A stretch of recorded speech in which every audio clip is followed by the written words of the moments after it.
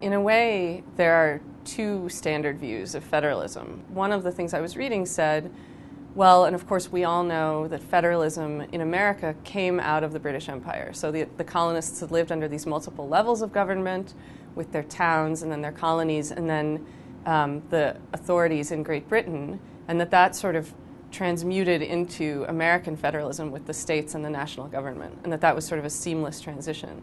So that's one story, kind of the history story. And then at the same time, on the law side, I think there's a sense that federalism was invented, really invented, out of the blue at the Constitutional Convention in Philadelphia in the summer of 1787. And the geniuses that we all love to read about sat down in the room and invented it. So there's sort of the standard story on the one hand of continuity, and on the other hand of change and invention.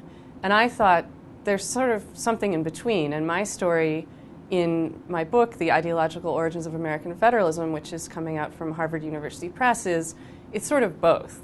It's both that the ideas were around of having divided government and ideas that came out of Anglo-American law and continental European philosophy and political philosophy, but that the exigencies of the colonial circumstance and then the resistance to Great Britain made the ideas change in important ways, beginning really in the 1760s and then continuing to the 1780s and 1790s. In the 1760s and 1770s, the colonists, who were Americans but thought of themselves as British subjects, British North Americans maybe, had a lot of actual political and constitutional debates with representatives of the British Empire. It was in 1773, the debates were printed in the Boston newspapers. Ordinary people really paid attention and were interested in these debates, and yet it was at the level of kind of high constitutional theory, but it mattered for taxation, it mattered for whether the colonial legislatures would be able to pass laws governing really all aspects of local life, or whether those laws could be vetoed by authorities in Britain. So that's one of the earliest moments, I think, where the Americans start thinking, really as an opposition philosophy, about having these multiple layers of government, of legislature within the British Empire. And then in the 1770s and 80s, that idea shifts even more to start becoming independent. They start thinking we can be an independent nation.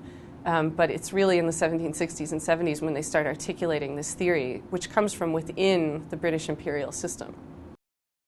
And one of the most interesting things also about the way early Americans thought about federalism was that it actually had a really strong international component. And you can see this in some of the early discussions in the founding period in particular, where people like John Adams and Thomas Jefferson, who were certainly well versed in this law of nations, European political philosophy, had attitudes about how their nation, how the Federal Republic would come together.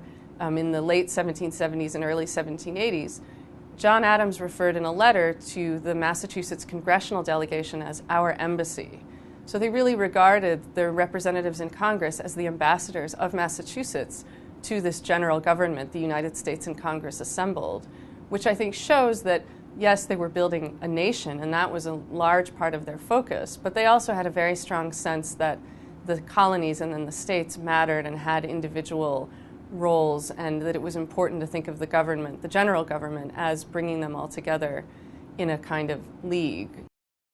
So the shift to building an actual nation was actually quite gradual and took place over the 1770s, even though these ideas about changing the constitutional basis of the empire were fermenting all along in that period.